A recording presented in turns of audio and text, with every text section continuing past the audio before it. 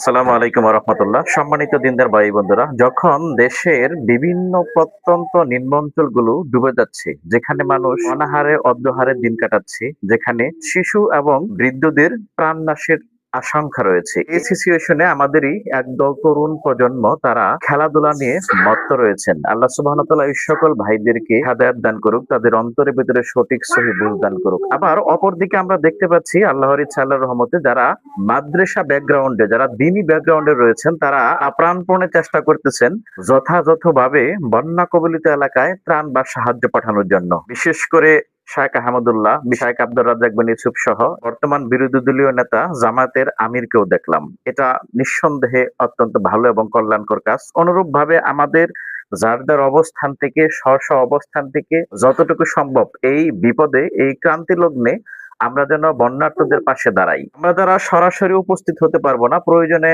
আমরা যে সকল সংগঠনগুলো ত্রাণ কার্য পরিচালনা করতেছে তাদের হাতে সাহায্য অর্পণ করব ইনশাআল্লাহ। আল্লাহ সুবহানাহু ওয়া তাআলা এই বিপজ্জনক সময়টাকে অতি শীঘ্রই কল্যাণ এবং বরকত দ্বারা ভরপুর করে